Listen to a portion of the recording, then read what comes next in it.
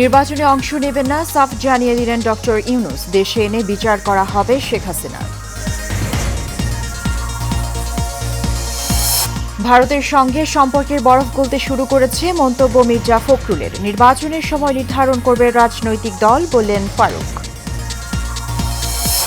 এবং টেস্ট ও টি-20 থেকে অবসরের ঘোষণা বিশ্বসেরা অলরাউন্ডার সাকিব আল হাসানের। চ্যাম্পিয়ন্স ট্রফিতে খেলবেন শেষ ওয়ানডে।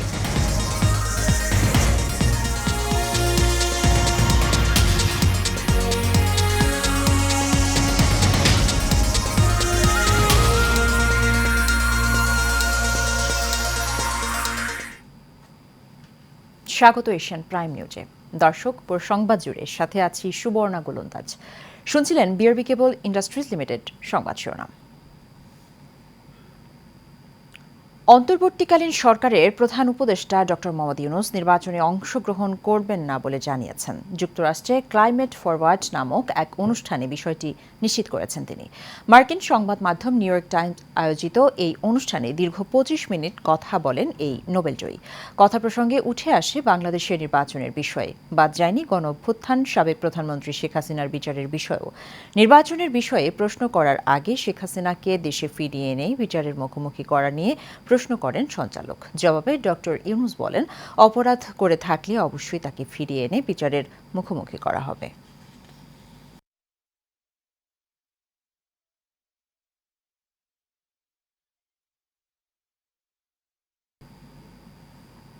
বিএনপির মহাসচিব মির্জা ফখরুল ইসলাম আলমগীর সম্প্রতি ঢাকায় নিযুক্ত ভারতের রাষ্ট্রদূত প্রণয় ভার্মার সঙ্গে বৈঠক করেছেন।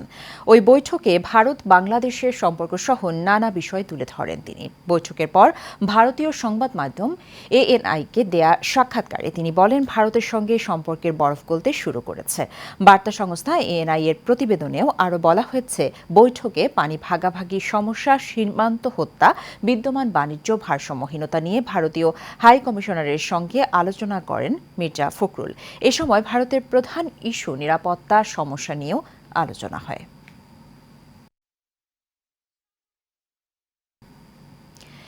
বিএনপি চেয়ারপারসনের উপদেষ্টা জয়নুল আবেদিন ফারুক বলেছেন, কখন নির্বাচন হবে সেটা রাজনৈতিক দল সিদ্ধান্ত নেবে। একটি সুষ্ঠু নির্বাচনের মাধ্যমে বিএনপি ক্ষমতায় যাবে বলেও দাবি করেন তিনি। সকালে জাতীয় প্রেস ক্লাবের সামনে অবস্থান কর্মসূচিতে এসব কথা বলেন জয়নুল আবেদিন ফারুক। এ সময় তিনি মন্তব্য করেন, ফ্যাসিস্ট সরকারের আমলে গণমাধ্যমের কোনো স্বাধীনতা ছিল না। অনেক টেলিভিশন ও পত্রিকা বন্ধ করে দিয়েছিল তারা। মানুষের বাক স্বাধীনতাও হরণ করা হয়। অন্তর্বর্তী সরকারের বিরুদ্ধে আওয়ামী প্রেতাত্মারা এখনও ষড়যন্ত্র করার পায়তারা করছে উল্লেখ করে এদের বিরুদ্ধে সবাইকে সজাগ থাকার আহ্বান জানান তিনি।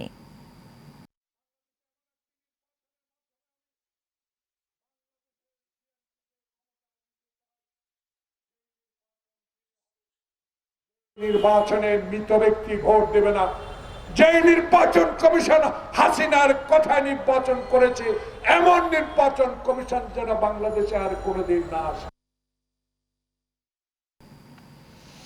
কক্সবাজারের চকরিয়ায় ডাকাতি প্রতিরোধ অভিযানে নিহত শহীদ লেফটেন্যান্ট তানজিম সারোয়ার নির্জন এর পিতামাতা সেনাবাহিনীর প্রধান জেনারেল ওয়াকারুজ্জামানের সাথে সাক্ষাৎ করেন। আজ সেনা সদরে গিয়ে তারা এই সাক্ষাৎ করেন। এ সময় সেনাবাহিনী প্রধান শোক সন্তপ্ত পরিবারের প্রতি সমবেদনা জানান এবং এই হত্যাকাণ্ডের সাথে জড়িতদের আইন অনুযায়ী বিচার নিশ্চিতে সর্বপ্রকার সহযোগিতার অঙ্গীকার করেন। এদিকে এই ঘটনার সাথে সম্পৃক্ত 7 জনকে এরই মধ্যে গ্রেফতার করা হয়েছে। এছাড়া 17 জনের নাম উল্লেখ সহ 25 জনকে আসামি করে 2টি মামলা হয়েছে।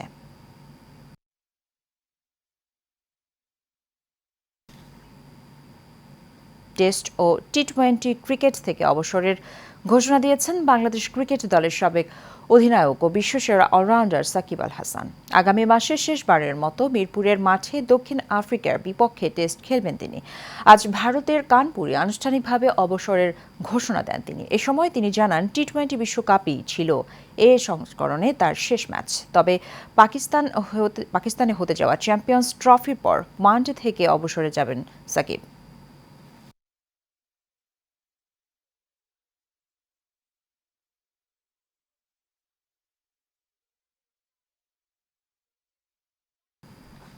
দর্শক, প্রধান উপদেষ্টা নিউ ইয়র্ক সফরে আছেন এই মুহূর্তে।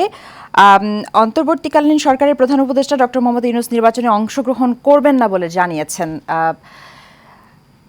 এ বিষয়ে নিউ ইয়র্ক সফরের বিষয়ে বিস্তারিত জানাতে জাতিসংঘ সদর দপ্তর থেকে সরাসরি যুক্ত হচ্ছেন আমাদের সহকর্মী বাতেন বিপ্লব। বাতেন, প্রধান উপদেষ্টার আজকের কর্মসূচি সম্পর্কে কি জানতে পেরেছেন? সুবর্ণ, আপনি যেমনটি বলছিলেন, আজকে আসলে আমরা দেখেছি যে ইন্টারন্যাশনাল যত গণমাধ্যম রয়েছে, অর্থাৎ আন্তর্জাতিক গণমাধ্যমে ইন্টারভিউ দেওয়ার মধ্য দিয়ে মূলত আজকে প্রধান উপদেষ্টা ডক্টর মোহাম্মদ ইউনূসের দিনের কার্যক্রম শুরু হয়েছে। সেখানে আমরা দেখতে পেয়েছি যে সিএনএন এবং ফোর্বস ম্যাগাজিন, যেগুলো বিখ্যাত আন্তর্জাতিক গণমাধ্যম হিসেবে পরিচিত, সেগুলোর সাথে সকালে তিনি কথা বলেছেন। তারা জানতে চেয়েছিল যে আসলে যিনি অন্তর্বর্তীকালীন সরকারের প্রধান উপদেষ্টা ডক্টর মোহাম্মদ ইউনূস নোবেল বিজয়, তাকে আগে থেকেই কিন্তু এইসব ম্যাগাজিন কিংবা আন্তর্জাতিক গণমাধ্যম চেনেন ভালো করে, যে কারণে তার কাছে জানতে চাওয়া হয়েছিল যে আগামী নির্বাচনে, বাংলাদেশের যে আগামী নির্বাচন, সেই নির্বাচনে তিনি অংশগ্রহণ করবেন কিনা। তিনি বলেছেন যে আসলে এই 24-এর ছাত্র জনতার গণ অভ্যুত্থান, সেই অভ্যুত্থানে তিনি সাধারণ মানুষের চাওয়া পাওয়া এবং শিক্ষার্থীরা যারা এই আন্দোলনে ছিল শুরু থেকে, তাদের কিন্তু একটি প্রত্যাশার জায়গা তাকে নিয়েছিল, যে কারণে তিনি এই অন্তর্বর্তীকালীন সরকারের দায়িত্ব কাঁধে নিয়েছেন। এছাড়া কিন্তু আগামী নির্বাচনে তার আসার আগ্রহ নেই, সেটি তিনি প্রকাশ করেছেন। পাশাপাশি আমরা দেখেছি যে আজকে ইউএন হেডকোয়ার্টারে তার বেশ কিছু প্রোগ্রাম রয়েছে। তিনি নরওয়ের যে প্রধানমন্ত্রী, তার প্রতিনিধি দলের সাথে তিনি আজকে সাক্ষাৎ করবেন। এবং সব মিলে আমরা দেখেছি যে ম্যানহাটনে আসার আসলে জাতিসংঘ সদর দপ্তরের পাশে গ্র্যান্ড হায়াত নামক যে হোটেলটিতে তিনি অবস্থান করছেন, সেখানে বেশ কিছু শিডিউল কিন্তু আজকে আমরা দেখেছি যে তার প্রেস সেক্রেটারির মধ্য দিয়ে আমাদেরকে জানানো হয়েছে। এবং বাংলাদেশ কমিশন যেখানে রয়েছে, আমরা কথা বলার চেষ্টা করেছি, কারণ আগামীকাল তিনি বাংলাদেশের পক্ষে প্রথমবারের মতো ভাষণ দেবেন জাতিসংঘ সাধারণ অধিবেশনে অন্তর্বর্তীকালীন সরকারের প্রধান হিসেবে। সেখানে আসলে আগামীকাল এখানকার স্থানীয় সময় 11টা থেকে 12টার মধ্যেই তিনি কিন্তু এই ভাষণ দেওয়ার কথা রয়েছে। এবং যে কারণে কিন্তু আমরা এই প্রধান উপদেষ্টার সাথে কথা বলার চেষ্টা করেছিলাম যে গণমাধ্যম কর্মীদের সাথে কোনোভাবে তিনি বসবেন কিনা, কিন্তু আমরা বাংলাদেশ থেকে মূলত যারা এখানে সংবাদ সংগ্রহে এসেছে তাদের সাথে এখন পর্যন্ত বৈঠক হওয়ার কোনো সম্ভাবনা নেই। তারপরও আগামীকাল জাতিসংঘ সাধারণ অধিবেশনে গণমাধ্যম কর্মীরা বাংলাদেশ থেকে তারা থাকবে, সেখানে কি ভাষণ তিনি দেন সেটি আমরা অবশ্যই জানতে পারবো। এবং পাশাপাশি এর মধ্যে বেশ গুরুত্বপূর্ণ কয়েকটি দেশের সাথে তিনি বাইলেটারাল বৈঠক করেছেন, যেখানে তিনি বাংলাদেশের এই সংস্কার যে কাজ সেটি বারবার উল্লেখ করেছেন।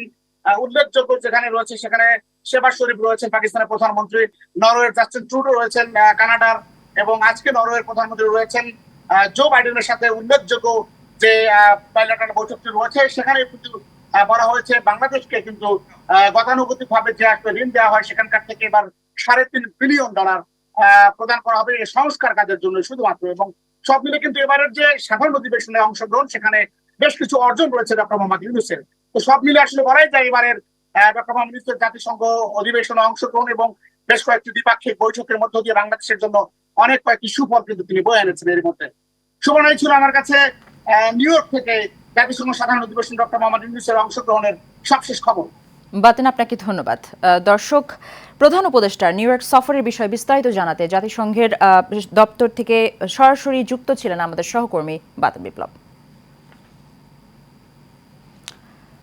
নতুন বাংলাদেশকে সুন্দরভাবে সাজানোর জন্য সকলকে নিয়ে অন্তর্বর্তী সরকারকে সহযোগিতা করার কথা জানান জাতীয়তাবাদী গণতান্ত্রিক আন্দোলন এনটিএম এর চেয়ারম্যান ববি হাজ্জাজ। সকালে রাজধানীর বনানী জাতীয়তাবাদী গণতান্ত্রিক আন্দোলনের প্রধান কার্যালয়ে সাংবাদিকদের সাথে মতবিনিময়কালে সব কথা বলেন তিনি। এ সময় তিনি বলেন, বর্তমান সরকার সময় নিয়ে হলেও দেশে সুষ্ঠু এবং সুন্দর একটি নির্বাচনের ব্যবস্থা করবেন। তবে আগামী নির্বাচনে এনডিএম পার্টি এককভাবে আসতে পারে বলেও জানান ববি হাজ্জাজ। অন্তর্বর্তীকালীন সরকার বা নতুন বাংলাদেশ আমরা যেটাই ভাবে সাজাই না কেন, যেন 17.5 কোটি বাংলাদেশের জন্য সাজাই। তবে আমি যে কথাটা বলছিলাম, তাদের জন্য কাজ করতে, তাদেরকে সহযোগিতা দিতে, এই দুটোই আমাদের বড় দাগে চাওয়া। দেখেন, নির্বাচনের সময় নিয়ে আমাদের কোনো ডিমান্ড নাই, যে সত্যি কথা, আমাদের কোনো ডিমান্ড নাই। আমরা সুষ্ঠু, সুন্দর, ভালো এবং মানে জনগণের প্রতিনিধিত্বমূলক আমরা নির্বাচন চাই।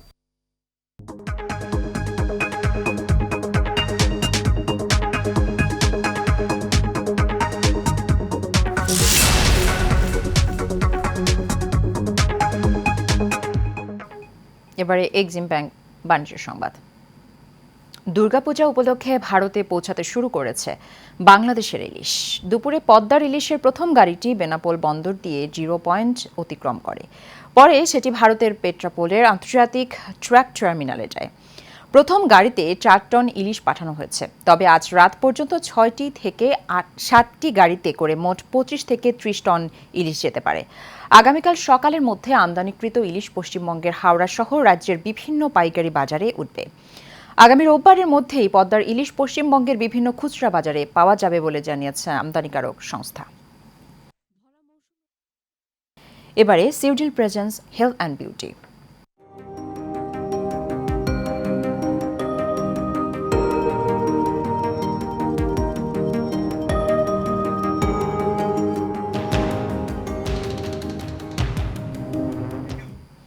এমন একটি বাংলাদেশের স্বপ্ন দেখেন যেখানে সকল মানুষ আর্থিক কষ্ট ছাড়াই উচ্চমানের প্রাথমিক স্বাস্থ্যসেবা পাবেন। তাই বাংলাদেশ স্বাস্থ্য বীমার প্রয়োজন বলে মনে করেন অধ্যাপক ডক্টর এমইউ কবির চৌধুরী। বিস্তারিত রফিকুল ইসলাম রলির রিপোর্টে। চিকিৎসার ব্যয়ভার নির্বাহের জন্য সেবাগ্রহীতা নিজ পকেট থেকে যে অর্থ ব্যয় করেন তা সাধ্যের বাহিরে চলে যায়। বিপুল সংখ্যক নাগরিকের জন্য এই খরচ বহন করা কঠিন, এক কথায় অসম্ভব। মানুষকে স্বাস্থ্যের দোরগোড়ায় পৌঁছতে চাই, সবচেয়ে ভালো উত্তম পন্থা হইল যদি আমরা আমাদের দেশে মেডিকেল বীমা চালু করতে পারি। মেডিকেল বীমা এত কঠিন কোনো জিনিস না। আমরা যদি 17 কোটি মানুষ হই এবং প্রত্যেকটা মানুষকে যদি আমরা 10টি টাকা করে আমরা একটা মানুষের কাছ থেকে নেই, 17 কোটি মানুষের কাছ থেকে যদি আমরা 10 টাকা করে নেই এবং বছর শেষে যদি তাদেরকে আমরা একটা সুন্দর ওই টাকাটা যদি আমরা সৎ ব্যবহার করি, সুন্দরভাবে যদি পুঁজি বিনিয়োগ করে এই টাকাটাকে আমরা বর্ধিত করতে পারি, এই সরকার যদি এমন একটি উদ্যোগ নেন, তাইলে এই যে আমরা 10 টাকা দিলাম, 10 টাকার বিনিময়ে আমি মনে করি একটা মানুষ 10,000 টাকার স্বাস্থ্য সেবা পাবে প্রতি বছর। যতক্ষণ না আমরা কার্যকর একটি স্বাস্থ্য বীমা চালু করতে পারছি, এই খরচ বাড়তে থাকবে। সার্বজনীন স্বাস্থ্য বীমা চিকিৎসা গ্রহণে মানুষের খরচের বোঝা কমে যাবে। আমরা সহানুভূতি না করে যদি সহমর্মিতা করি মানুষের প্রতি, তাইলে কিন্তু স্বাস্থ্য খাত অনেক উন্নত হয়। আর আমরা যারা চিকিৎসক আছি, প্রতিদিন যদি 5-7 জন 10 জন রুগী অনুসারে আমার নিজের ব্যক্তিগত চেম্বারে ফ্রি দেখতে পারি, কিছু গরিব রোগীকে আমরা ওষুধ কিনে দিতে পারি, তাইলে কিন্তু অনেক আমাদের দেশে আমরা যে পরিমাণ ডাক্তার আছি তাতে ডাক্তারের সেবাই কিন্তু অনেক মানুষ সুস্থ হবেন। আমাদের যেসব হাসপাতাল আছে সরকারি বেসরকারি, সরকারি তো ফ্রি আছেই, বেসরকারি হাসপাতালে যদি 10% বেড ফ্রি করা হয়, আউট পেশেন্টে যদি সেইখানে এই যে হাসপাতালগুলি যেগুলি আছে বেসরকারি, সেইখানে যদি তাদের আউট পেশেন্ট ডিপার্টমেন্টে অল্প মূল্যে যদি রোগী দেখা হয়, তাইলে কিন্তু আমরা এখানে অনেক কিছু আমাদের ভূমিকা আছে। স্বাস্থ্য বীমার জন্য সরকারি, বেসরকারি ও সেবাগ্রহীতার সমন্বিত প্রচেষ্টা জরুরি। স্বাস্থ্য বীমা হলে রোগীর ওপর থেকে খরচের চাপ অনেকটাই কমে যাবে। দেশের বিশাল জনগোষ্ঠীর স্বাস্থ্য রক্ষায় স্বাস্থ্য বীমার বিকল্প নেই। শেষ করব এশিয়ান প্রাইম নিউজ। তার আগে বিআরবি কেবল ইন্ডাস্ট্রিজ লিমিটেড সংবাদ শিরোনামগুলো জানিয়ে দেব আরও একবার। নির্বাচনে অংশ নেবেন না, সাফ জানিয়ে দিলেন ডক্টর ইউনূস। দেশে এনে বিচার করা হবে শেখ হাসিনার। ভারতের সঙ্গে সম্পর্কের বরফ গলতে শুরু করেছে, মন্তব্য মির্জা ফখরুলের। নির্বাচনের সময় নির্ধারণ করবে রাজনৈতিক দল, বললেন ফারুক। এবং টেস্ট ও টি-20 থেকে অবসরের ঘোষণা বিশ্বসেরা অলরাউন্ডার সাকিব আল হাসানের। চ্যাম্পিয়ন্স ট্রফিতে খেলবেন শেষ ওয়ানডে।